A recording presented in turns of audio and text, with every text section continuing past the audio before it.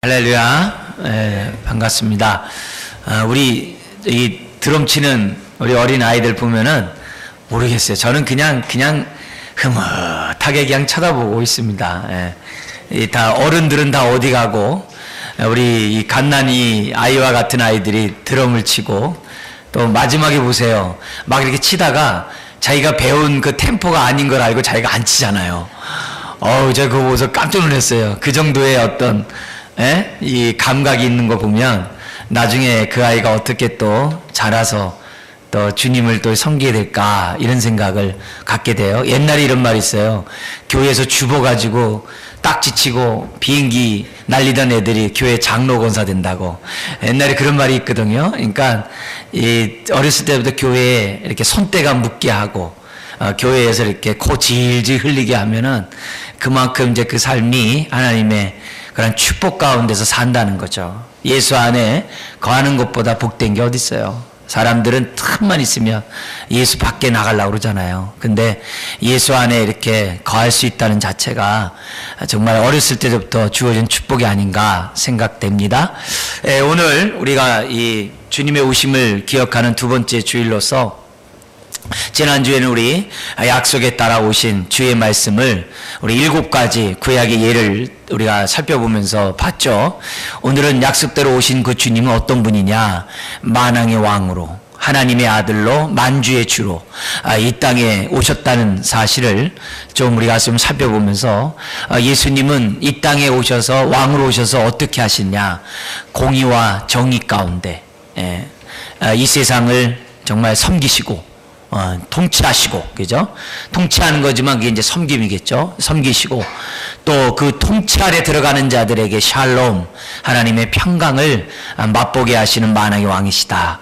그래서 우리가 이 주님의 오심을 기억하면서 예수님을 우리가 우리의 주님으로 모시고 그분의 인도를 받잖아요. 이렇게 인도를 받는 저와 여러분들에게 우리가 첫 번째로 생각해야 될 게 이 정의, 공의에 관한 부분입니다. 그래서 주님의 다스림은 항상 공평하고 정의롭다는 사실을 우리들이 생각하는 것이 굉장히 중요하고요. 그리고 그 공의와 정의의 다스림에 있는 자들에게는 언제나 평강이 있다는 거. 너무너무 중요한 이 공의와 이 평강, 이 샬롬에 대한 이 부분을 오늘 좀 우리가 집중적으로 살펴보려고 합니다. 이제 그런 가운데 제가 또 많이 전달하고 싶어하는 마음 가운데 많이 준비했어요. 그래서 제가 빨리 하겠습니다만 그래도 못하면 또 다음에 기회 있을 때 또 하도록 하겠습니다. 먼저 시편 122편 우리 주님이 약속에 따라 메시아 왕으로 오셨는데 구약의 예언의 약속에 따라서 오셨잖아요. 근데 예언에 따라 오셨는데 어떤 왕으로 어떤 메시아로 왔느냐를 좀 우리가 시편을 좀 살펴보려고 해요. 제가 보려고 하는 거는 4개 시편인데 그 중에 먼저 우리 122편 보겠습니다. 자, 122편에서 여러분들이 주의해서 봐야 될 게 이 공의와 평강이라는 단어입니다. 자, 우리 1절에서부터 함께 읽겠습니다. 사람이 내게 말하기를 여호와의 집에 올라가자 할 때 내가 기뻐하였도다. 예루살렘아 우리 발이 내 성문 안에 섰도다.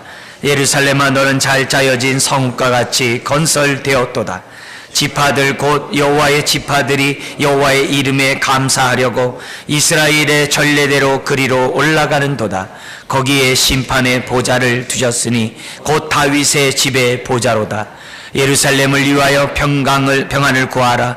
예루살렘을 사랑하는 자는 형통하리로다. 내 성 안에는 평안이 있고 내 궁중에는 형통함이 있을지어다. 내가 내 형제와 친구를 위하여 이제 말하리니 내 가운데 평안이 있을지어다. 여호와 우리 하나님의 집을 위하여 내가 너를 위하여 복을 구하리로다. 아멘. 120편에서부터 134편까지 15개의 시편이 성전에 올라가는 시편입니다. 그래서 그들은 이 15개 시편을 통해서 예루살렘에 정기적으로 1년에 3대 절기 때는 꼭 예루살렘에 올라가서 그들은 하나님 앞에 예배를 드리는데 그때 불렀던 노래가 이 15개 성전에 올라가는 노래입니다. 그래서 이 성전에 올라가는 이 노래는 우리 구구단 외우듯이 그 당시 성도들이 다 외웠던 이 노래고요. 그리고 심지어는 성전에 들어가서도 그 성전뜰의 그 계단이 15개예요. 15개를 만들어 놓고서 그 15개 하나하나 하면서도 이 노래를 불렀다라고 얘기를 할 정도입니다. 이제 그 가운데 지금 뭐냐면 122편을 우리가 지금 하나 봅니다. 그리고 예수님은 이 성전에 대한 얘기를 하면서 구약의 성전 기능을 예수님이 완성하러 오셨다 그러셨어요. 그래서 내가 곧 성전이다. 할렐루야. 우리 그 단어 아시죠? 내가 곧 성전이다. 그래서 성전이기 때문에 주님이 성전의 모든 기능을 완성을 해요. 그래서 예수님 뭐냐면 우리 오시자마자 성전 바깥에서 어떤 일을 행하십니까? 성전 안에서 제사장만 하는 한센병자들의 그런 것을 깨끗게 하는 선포를 하시고, 심지어는 어떻게 돼요? 성전 바깥에서 예수님한테 죄를 사하노라라고 선포하세요. 이렇게 청결하고 죄를 사하는 것은 성전 안에서 제사장만 할 수 있는 행위인데 예수님은 성전 바깥에서 주님이 하셨어요. 왜요? 주님이 성전이시니까, 대제사장이시니까. 아멘? 그죠? 그러니까 우리 주님이 성전 기능을 완성하세요. 근데 이 성전 기능에 대한 하나의 그런 모형과 같은 모습이 뭐냐면 예루살렘 성전이에요. 그러니까 예루살렘 성전에 그들이 올라가는 그것은 우리 신약으로 말하면 뭐예요? 예수님 안에 들어가는 것이고, 또 다른 말로 하면 뭐예요? 하나님 나라에 들어가는 거예요. 그러니까 하나님 나라에 들어가는 그 모습을 예수 안에 들어간다, 성전에 올라간다, 이런 표현을 쓰고 있어요. 그러니까 성전에 올라가면, 하나님 나라에 들어가면 예수 안에 들어오면 뭐가 있는 거예요? 샬롬, 하나님의 평강이 있잖아요. 그리고 그분이 해가는 그 모든 것들이 공의와 공평하시잖아요. 그런 것들, 그림을 염두에 두신다고 한다면 이 120편에서 134편 너무나도 중요한 성전에 올라가는 그런 노래고, 이거는 예수님 안에서 완성이 됩니다. 자, 그런 가운데 이 본문은 무슨 5절이 가장 핵심의 이 요절이 됩니다. 5절 같이 읽어볼까요? 거기에 심판의 보좌를 두셨으니 곧 다윗의 집의 보좌로다. 여기 심판의 보좌라는 이 심판은 어떻게 해야 됩니까? 정의롭게 해야죠. 공평하게 해야죠. 그래서 이 심판이란 단어를 다른 말로 하면 공평이란 단어도 번역을 해요. 공평의 보좌를 두셨다, 이렇게도 번역을 합니다. 그러니까 다윗은 뭐예요? 하나님 나라를 대신하는, 그죠?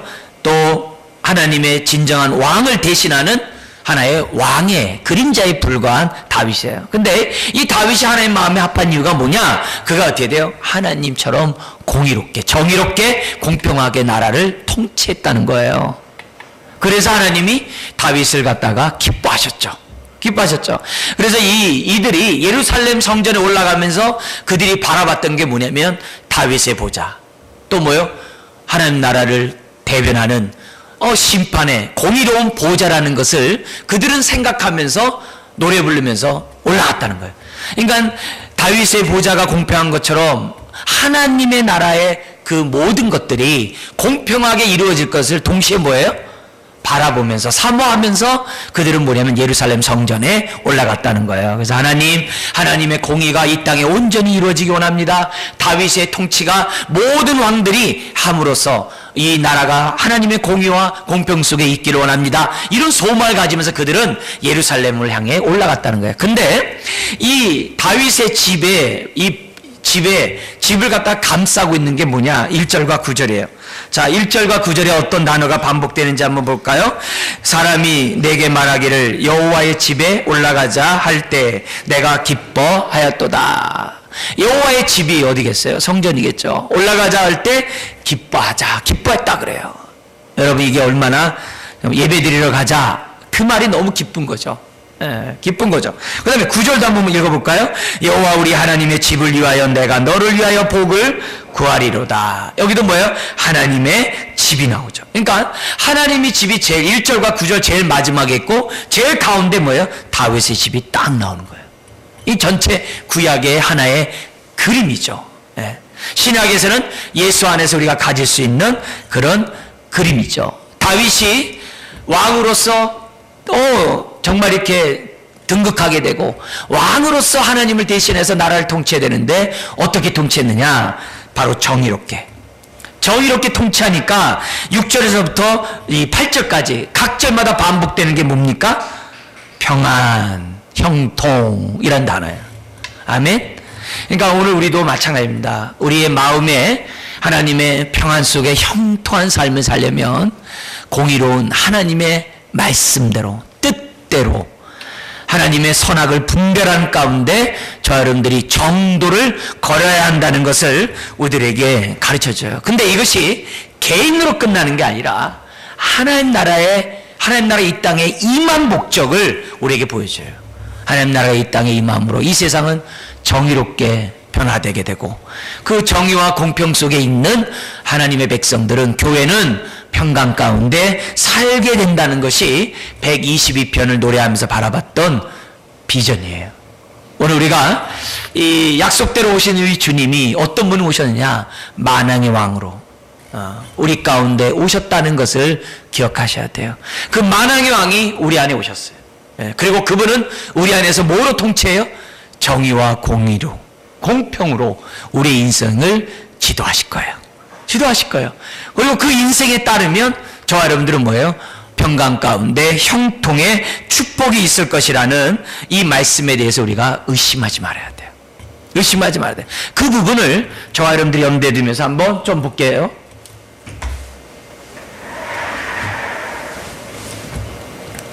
자, 여기 구조 한번 보겠습니다. 1절과 2절 한번 읽을까요?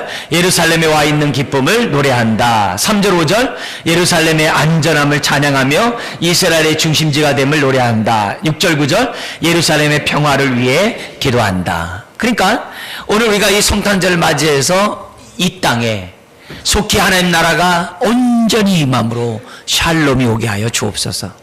그게 성탄절을 준비하는 자가 하나님 앞에 기도해야 될 기도 내용이에요. 그거는 구약의 성도들이 예루살렘 성전에 올라가며 불렀던 내용이기도 하고요.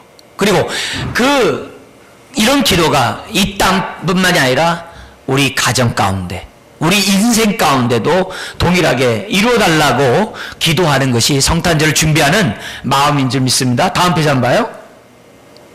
여기 보면 1절과 9절 그리고 여호와의 집과 다윗의 집을 얘기하면서 1번 같이 한번 외워볼까요?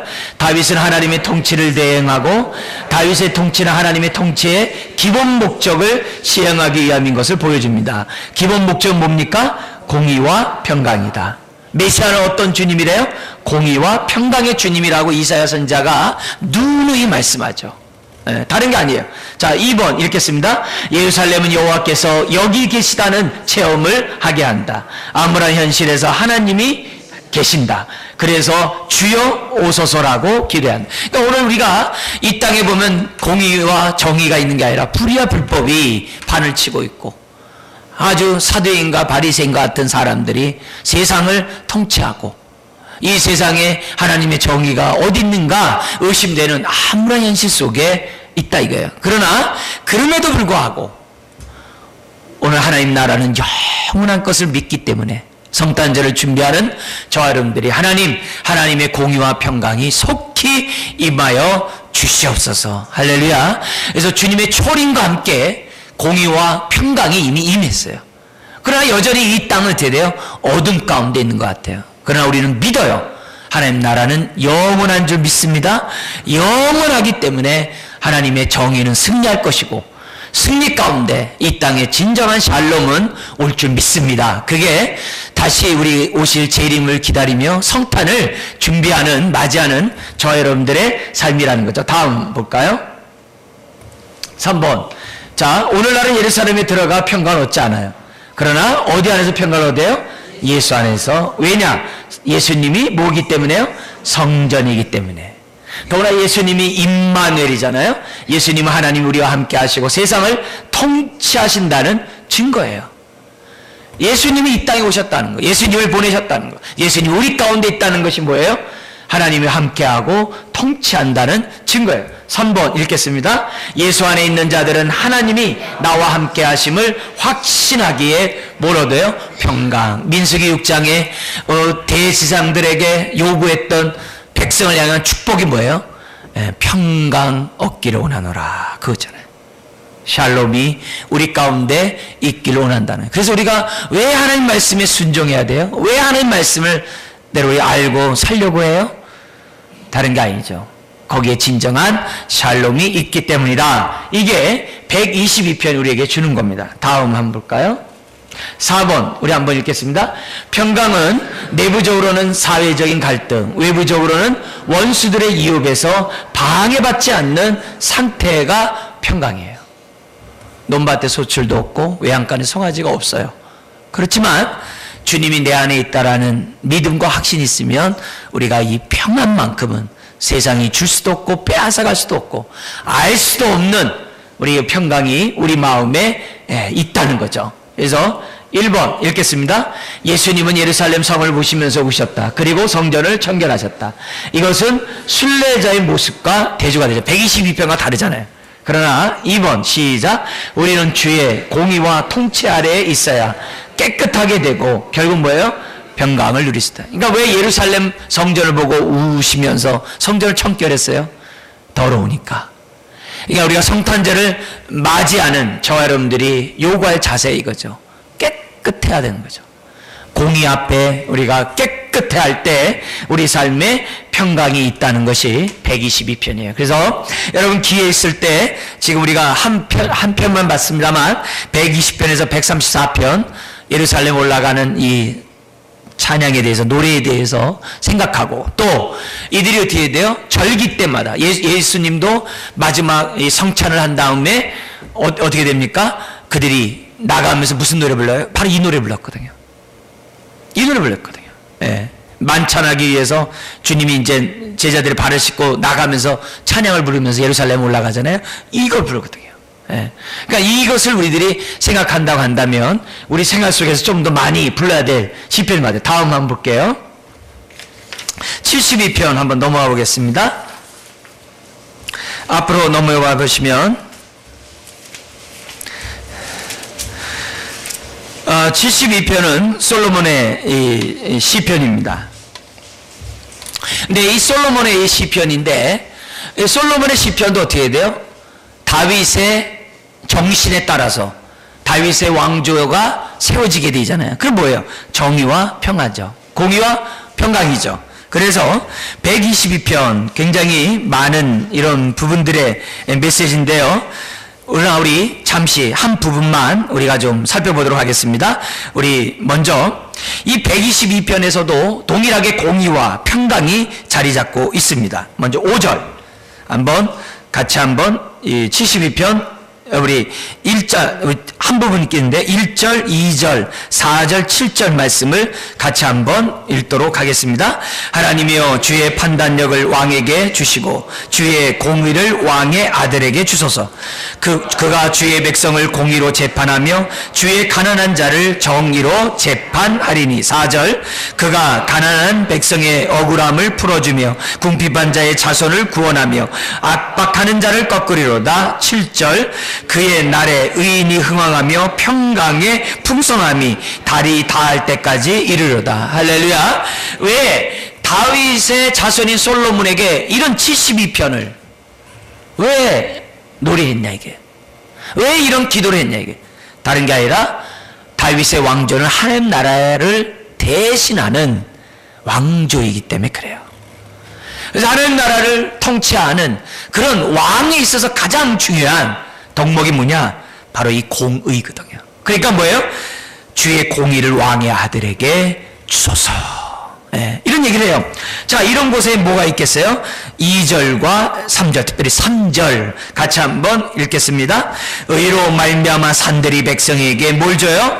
평강을 주며 작은 산들도 그리하리로다. 그러니까 이 다윗과 솔로몬이 공의롭게 통치하는 그곳에 하나님의 평강이 충만하게 될 것이라는 것을 우리들이 보여줘요. 그래서 이 72편은 시편 2편과 함께 왕의 등극시라고 그래요. 왕이 등극할 때 72편을 부르면서 왕이여 이 왕된 왕은 이 72편 다윗의 왕조의 정신에 따라 살아야 합니다. 이런 것을 알게 하는 것이 72편입니다. 자, 그러면서 우리 1번 우리 한번 읽겠습니다. 72편은 왕이 어떻게 통치해야 하는지에 대해 구체적으로 알려준다. 그래야 뭐가 옵니까? 샬롬. 다음 페이지 한번 볼게요. 1번 같이 읽겠습니다. 평강의 통치의 평가 기준은 가난하고 궁핍한 자들이 평강을 얻는 것으로 평가의 암을 알려준다. 그런데 동시에 뭐가 꺾어져야 돼요? 압제자를 꺾어야 하는 거죠. 그러니까 진정한 왕은 나라를 어떻게 해야 돼요? 공의롭게 정의롭게 해야 한다는 거죠. 어떤 특권 계층만을 위한 정권이 아니라 모든 사람이 공의롭게. 근데 그 공의로움은 두 가지로 나타나야 돼요. 착취하는 자, 자기의 권력이나 이런 걸 남용하는 자들을 꺾어버리고, 누구입니까? 힘없고 흔히 말하는 어려움 가운데 있는, 특히 가난하고 궁핍한 자들에게 평강을 얼마나 주고 있느냐를 가지고 훌륭한 왕이냐 그렇지 않느냐를 평가할 수 있다는 거예요. 그러니까 우리 지금 현재 이 나라가 얼마나 하나님의 통치 속에 있는지, 일반 은총이죠. 얼마나 하나님을 두려워하고 있는지, 얼마나 백성을 두려워하고 있는지 뭘 보면 아는 돼요? 얼마나 가난하고 여기 나와 있는 것처럼 궁핍한 자들이 평강을 얻을 수 있는가 살펴봐야 하는 거죠. 예. 우리가 이제 이 목회하는 우리 현실이 어쨌든 영구임대 아파트에 있잖아요. 그러면 우리가 어떻게 보면은 굉장히 어려움 가운데 있는 사람이죠. 근데 저희 이제 우리 동역자들 가운데 이게 외곽에서 목회하는 사람들이 참 많아요. 왜냐하면 주로 이 서울은 너무 비싸기 때문에 개척을 안 하고 외곽에다 개척들을 굉장히 많이 들었어요. 부천서부터 시작해서 하여튼 남양주 외곽에 많이 합니다. 그럼 우리 동역자들이 이제 모여가지고 이제 말씀을 나누면서 얘기를 하는데요. 거기 이 경기도에 사시는 분들의 그 빈궁함은 정말이야? 이렇게 들을 정도로 힘든 사람이 너무 많더라고요.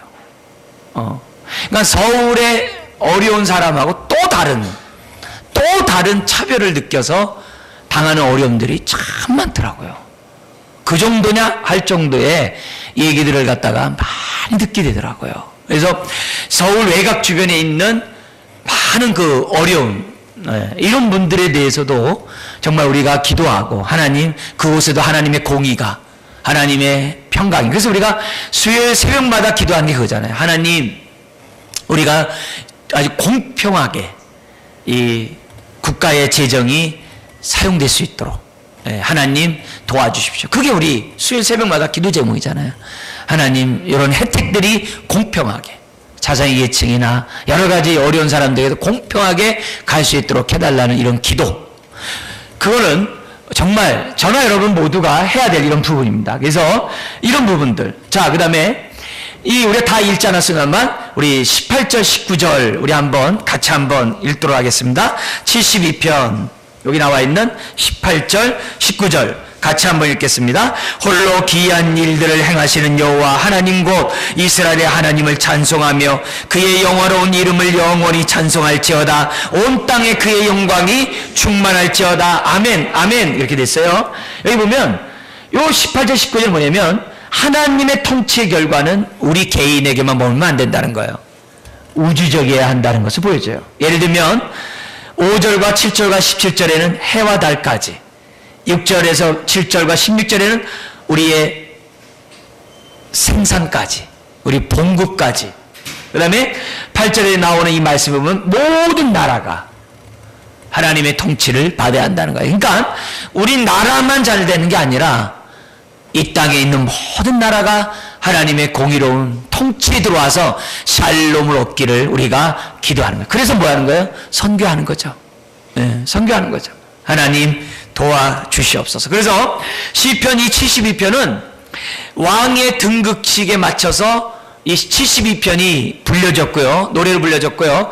그렇게 하면서 이 솔로몬과 같은 왕은 꿈을 꾸는 거예요. 하나님, 내가 하나님 나라의 대변자로서 왕이 됐는데 내가 이 하나님의 통치를 잘함으로 우리 유다만이 아니라 이스라엘만이 아니라 주변에 있는 열방들이 하나님의 영광을 보기를 원합니다. 라는 비전을 갖게 하는 시편이에요. 오늘 우리가 크리스마스를 맞이해서 왜 72편을 왜 봐야 되느냐? 하나님, 내가 만난 그 주님, 내가 경험하는 이 샬롬, 하나님 세상이 맛보게 하여 주시옵소서. 이런 기도를 하면서 우리가 준비할 때 성탄절이 의미가 있을 줄 믿습니다. 이런 마음의 자세들을 가져요. 다음 볼까요? 3번 읽겠습니다. 그러나 이스라엘의 역사에서 72편은 성취되지 못했다. 오히려 주전 587년에 망했다. 이 예언은 결국 메시아를 통해 성취된다. 근데 이미와 아직이 여기에서 발생한다. 주님의 초림과 함께 이미 하나님 나라가 임해요. 그러나 재림 때 하나님 나라는 완성해요. 그래서 아직 완성되지 않은 거죠. 그래서 하나님 나라의 이미와 아직이 발생되고 우리는 그 안에 있어요. 왜 대강절을 갖다가 대림절을 지키는가? 1번 시작. 이미 새로운 피조물이 되었음을 확신하고 2. 아직 완성되지 않았음을 알아야 3. 그래야 현재 하나님의 통치 속에 살 수 있다. 그래서 하나님 속히 이 땅에 하나님의 샬롬이 임하게 하여 주옵소서. 우리 가정에 믿지 않는 가정이 자녀들이 다 나오게 하여 주시옵소서. 우리의 이웃에 믿지 않는 사람 나오게 해 주옵소서. 그것이 성탄절을 맞이하는 저와 여러분들이 가져야 될 태도라는 거죠. 자, 또 우리 146편 한번 넘어가 볼까요? 자, 146편을 우리가 이렇게 보면 할렐루야 시편입니다. 146편 할렐루야 시편이고 역시 메시아 시편이라고 말씀드릴 수가 있어요. 그래서 우리 할렐루야 시편은 우리 마지막 150편까지 우리 부르는 그런 찬양이죠. 호흡 있는 자는 다 찬양해야 한다는 그 시편이죠. 근데 이거는 예배 때 사용된 메시아 시편이고요. 근데 이 146편이 왜 중요하냐면 결단을 요구하는 시편이에요. 예, 결단을 요구해요. 하나님의 뜻대로 살기를 원한다고 하는 그 결단을 요구하는 시편입니다. 그래서 이 146편은 또나 예배는 2번 읽겠습니다. 개인 중심의 삶이 아니라 하나님의 중심의 삶을 요구하는 시편이 된다는 거예요. 이게 다른 거예요. 그래서 우리가 예배를 드릴 때마다 내 중심에서 하나님 중심. 그래서 146편 할렐루야 시편을 볼 때마다 하나님의 나라가 온전히 임하게 되려는 그런 시편이 146편. 다음 한번 볼게요. 자, 146편 5절. 우리 한번 여기 있는데요. 5절 같이 한번 읽겠습니다.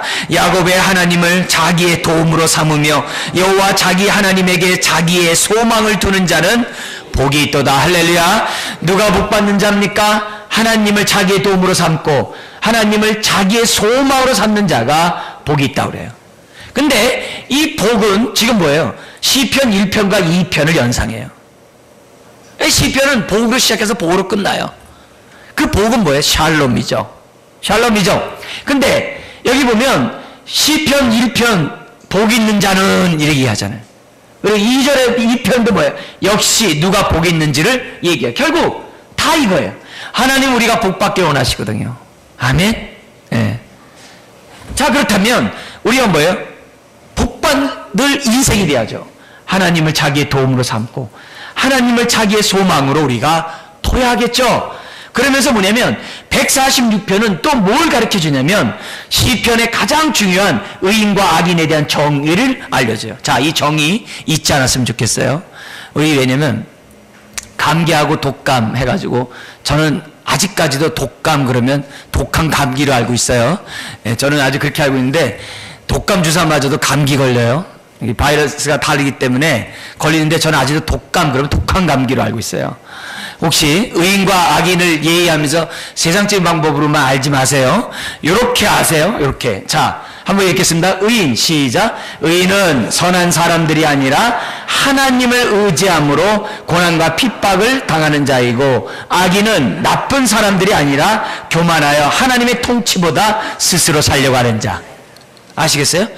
의인이 누구예요? 하나님과 바른 관계에 있는 사람. 악인이 하나님과의 바른 관계에 있지 않는 자가 악인이에요. 그래서 우리 한 예가 그거잖아요. 아무리 친구들에게 의리가 있고 아무리 친구들에게 좋아도요, 부모에게 잘못하면 불효. 그죠?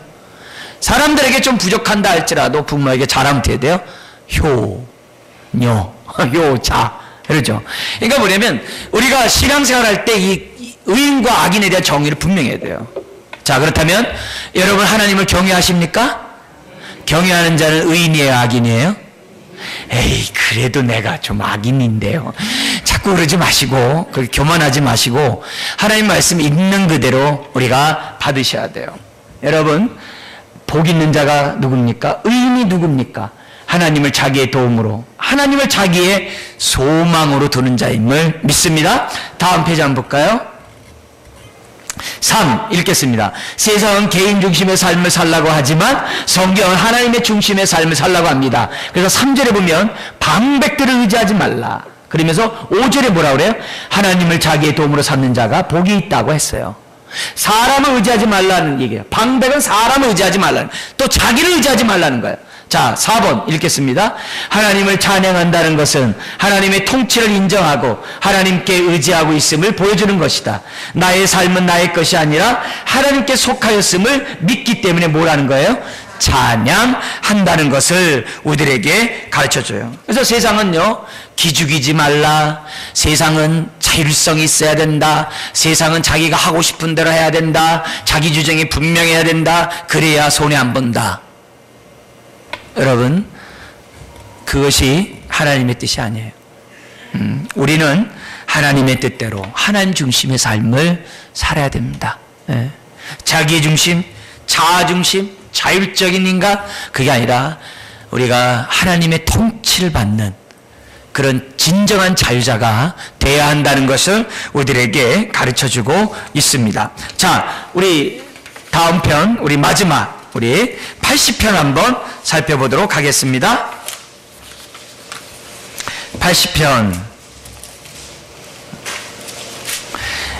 아삽의 시편이에요. 유명한 아삽의 시편이고요. 성가대장이죠.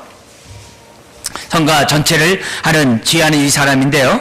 여기 보면 이 아삽의 이 시는 뭐냐면 하나님의 통치와 다스림하에 있는 자들에게 하나님의 찬양을 올릴 뿐만 아니라 하나님 앞에 올바른 기도를 하게 된다는 거죠. 그 가운데 이 80편은 뭐냐면 탄식 시편이에요. 탄식 기도예요. 어떤 탄식이냐? 포로로 끌려가 나라가 황폐된 것을 보고 탄식하는 그런 내용이에요. 그래서 근데 그런 가운데 80편 역시 하나님의 통치를 말해요. 우리가 너무 힘들게 살고 고통스럽게 살고 아픈 가운데 살고 앞일이 이렇게 깜깜하고 어찌할 바 모르는 이런 혼탁한 이 세상 가운데 있다 할지라도 성탄절을 준비하는 저와 여러분들은 어떻게 해야 돼요? 지금 이 순간에도 하나님의 나라는, 하나님의 다스림은 여전히 있다라는 확신 가운데 있어야 될 줄 믿습니다. 그게 성탄절을 준비하는 마음이에요. 지금. 네. 자, 다음 볼까요? 1절 우리 같이 한번 성경을 보면서 읽겠습니다. 요셉을 양떼같이 인도하시는 이스라엘의 목자여, 귀를 기울이소서. 그룹 사이에 좌정하신 이여, 빛을 비추소서. 여기 보면 하나님에게, 왕에게만 주어지는 목자의 칭호가 사용돼요. 왕을 다른 말로 하면 목자라고 그래요. 왕, 목자, 아버지 다 같은 말이에요. 주 다 같은 의미예요. 그런데 그 왕이신, 그 목자이신 그 하나님이 어디에 계세요? 그룹 사이에 좌정하여 계신다는 거예요. 우리를 지금 통치하고 다스리고 있다라고 얘기를 해요. 그러니까 2절 읽겠습니다. 그래서 백성은 우리를 구원하러 오소서라고 탄식기도 한다. 왜냐하면 그들은 제대로 꼴을 먹지 못하고 있기 때문이고, 5절 오히려 뭘 먹고 있어요? 눈물의 양식을 먹고 있다는 거예요. 그래서 80편 5절 우리 4절 5절 같이 한번 읽겠습니다. 만군의 하나님 여호와여, 주의 백성의 기도에 대하여 어느 때까지 노하시리까? 주께서 그들에게 눈물의 양식을 먹이시며 많은 눈물을 마시게 하셨나이다. 여러분, 사는 게 얼마나 힘듭니까? 눈물의 양식을 먹는다는 얘기는 뭐예요? 목자로서 하나님의 혜택을 제대로 못 받고 있다는 거예요. 목자의 통치를 제대로 받고 있다면 우린 눈물의 양식이 아니라 풍성한 꼴을 먹겠죠. 근데 이스라엘 백성이 왜 이렇게 황폐하며 왜 이렇게 고통 가운데 있고 눈물의 양식을 먹고 있느냐? 그들은 뭐예요? 진설병을 먹어야 되는데, 성소 안에서. 다른 게 아니라 하나님의, 목자 되신 하나님의 통치를 그들이 온전히 받지 않았기 때문에 이런 일이 벌어졌다는 얘기를 하고 있다는 거예요. 그러나 하나님이 여전히 세상을 통치하고 있기에 7절에서 19절 한번 읽겠습니다. 그래서 주의 얼굴빛을 비추소서라고 탄식하는 거예요. 그래서 우리가 다음 페이지, 우리가 이런 성탄절을 맞이하면서 오늘 우리들이 기도할 부분이 그거예요. 하나님, 주님이 이 땅에 오셨음에도 불구하고 왜 이 땅에 샬롬이 온전히 이루어지지 못하고 전쟁과 기근과 지진과 다툼이 끊이지 않습니까? 하나님 속히 임하셔서 빨리 이 땅에 샬롬이 오게 하여 주옵소서. 아주 적합한 시편이 80편이에요. 그래서 근데 이 80편은 어디서 성취되냐면 예수 안에서 성취돼요. 예. 특별히 어떻게 돼요? 8절부터 18절이 성취되는데 영육간의 하나님의 축복으로 성취돼요. 그리고 이 성취되었다는 것을 갖다가 우리 예수님이 보여준 것이 뭐냐면 요한복음 15장의 포도나무의 비유예요. 그죠? 그리고 우리가 다 주님과 접붙임 받을 때 열매를 맺는 그런 포도나무 가지의 그 비유를 통해서 시편 80편이 예수 안에서 성취되었다는 것을 우리들에게 가르쳐주고 있어요. 그러니까 우리가 예수님이 가난케 되면 우리의 부요케 함이라고 했거든요. 그래서 성탄절을 맞이하면서 우리가 막 이런 부분을 기도해야 돼요. 하나님이 가난케 되면 우리를 부요케 함인데 하나님 도와주세요. 왜 우리가 부유하지 못합니까? 왜 우리가 눈물의 양식을 먹어야 합니까? 하나님, 내가 정말 진설병의 주님의 양식을 먹고 싶습니다. 하나님 도와주세요. 왜 우리가 이렇게 슬픔 가운데 있어야 되고 아픔 가운데 있어야 됩니까? 하나님, 우리 가정을 좀 도와주시고 이 사회를 하나님 좀 긍휼히 여겨 주시옵소서. 이게 성탄절을 준비하는 왕 되신 주님을 영접한 저 여러분들이 이 시대에 기도할 내용들이라는 거죠. 자, 2번 다시 한번 정리해 볼게요. 80편의 위대한 것은 황폐한 상황에서도 낙심하지 않고 하나님의 통치가 온전히 실현될 메시아를 바라봤다는 거예요. 그게 뭐예요? 예수 안에서 이루어진 거죠. 그렇다면은 오늘 우리가 어떻게 돼요? 이 하나님의 말씀이 그대로 이루어지도록 하나님 앞에 기도하지 않을 수가 없다는 거예요. 오늘 우리가 시편에 나와 있는 우리 네 가지의 시편의 모습을 우리가 이제 살펴보게 됐습니다. 그래서 우리가 내비두세요. 요거 우리 80편까지 이렇게 보면서 주님이 행하는 그 모든 것들이 하나님 나라가 지금 현재 이루어졌다는 것을 시청각적으로 보여준 것이 예수님이 이 땅에 오신 거구나. 비록 이 땅이 황폐한다 할지라도 여전히 주님은 만왕의 왕이고 만주의 주시고 그 증거가 교회가 있는 거고 여전히 다스림이 있구나. 하나님 속히 임하게 달라고 기도해야 하는 거죠. 마지막 우리 보고 우리 마치겠습니다. 다음 페이지 3번 시작. 우리는 초림에 대해 뭐래요? 감사를 해야 되고 제 이름을 뭐 해야 돼요? 사모하고 기다려요. 이게 주님의 오심을 준비하는 우리 둘째 주일의 자세예요. 4번 읽겠습니다. 현재 우리의 상황이 80편과 같은 황폐한 상황일 수 있지만 하나님의 통치를 바라보고 샬롬을 누려야 한다. 밑에 읽겠습니다. 하나님은 우리와 함께 하신다는 감사 찬양과 함께 주여 속히 우리를 구원하소서라는 탄식을 올려야 대강절의 의미가 있다. 그래서 로마서 8장이 뭐예요? 우리가 빨리 구원의 완성을 이루기를 피조물들이 탄식하고 있다고 그러잖아요. 그 말을 뒤집으면 뭐예요? 이 땅에는 아직도 탄식 소리가 끊이지 않고 있다는 거죠. 그래서 하나님 속히 임하셔서 하나님 나라가 임하셔서 평강 샬롬이 온전히 이루어지게 하여 주옵소서. 우리 기도하는 우리 준비하는 우리 성탄절이 되시기를 주의 이름 축원드립니다. 기도하겠습니다. 하나님 아버지, 우리에게 예수님을 보내주시고 만나게 하시고 인도를 받게 하시고 만왕의 왕이신 주님의 통치를 받으며 예수를 주라고 고백하게 하시니 감사합니다. 주여, 우리 안에 진정한 샬롬이 이루어지게 하시고 우리의 가정에 샬롬이 이루어지게 하시고 우리가 있는 곳에 샬롬이 이루어지게 하여 주옵소서. 비록 이 세상이 황폐하고 어지럽고 힘들고 고통과 눈물의 양식을 먹지 않으면 안 되는 고통스러운 세상이지만 주여, 우리 모두가 주님의 통치를 받으면서 인도를 받으면서 진정한 샬롬을 누리게 하여 주옵소서. 성탄절입니다. 주여, 마음으로 준비하게 하시고 아버지 하나님이여, 우리에게 임했던 이 나라가 이 땅 가운데 온전히 이루어지도록 몸부림치는 주의 몸된 교회 되게 하여 주옵소서. 예수님의 이름으로 기도드리옵나이다. 아멘. 우리 말씀 생각하면서 속히 임하게 해달라고 우리 한번 1, 2분 합심해서 기도하겠습니다. 아버지 하나님, 감사함을 드립니다.